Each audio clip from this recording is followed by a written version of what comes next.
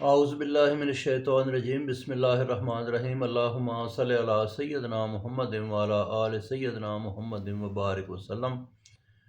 اچھا جی، قرآن مجید میں یہ ذکر موجود ہے کہ جس قوموں نے، جن لوگوں نے انبیاء کا احترام نہ کیا، انبیاء کو کی شان میں گستاخی کی، اور یا انبیاء کو جو انہوں نے ویسے ہی سمجھا، تو ان کے اوپر، قوموں کے اوپر عذاب آئے۔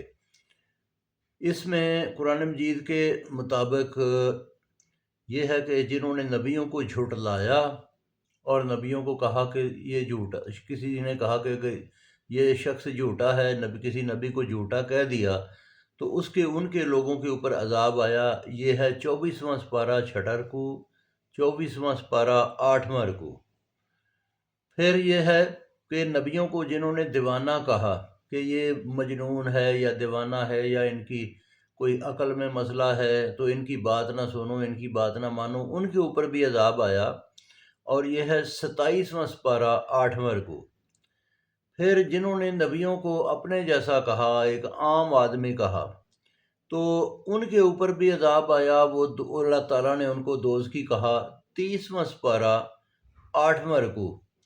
تو یہ جو ہے نا، نبیوں کی اللہ پاک نے بہت شان بلند کی، ان کو خاص الخاص اپنے جو ہے نا وہ بندے بتایا۔ تو جنہوں نے لوگوں نے ان کی بات نہیں مانی یا ان کو جو ہے نا ان کی شان میں گستاخی کی، تو اللہ تعالیٰ نے ان کے اوپر عذاب نازل کیے۔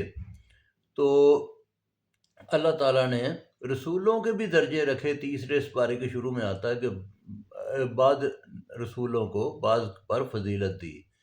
تو عام انسان تو بہت دور کی بات ہے۔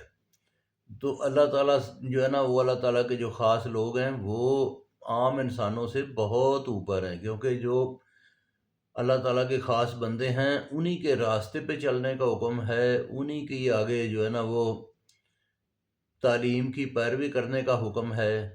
تو لہٰذا یہ اللہ تعالیٰ ان چیزوں سے بچنے کی توفیق عطا فرمائے اور انبیاء کا احترام کرنے کی توفیق عطا فرمائے۔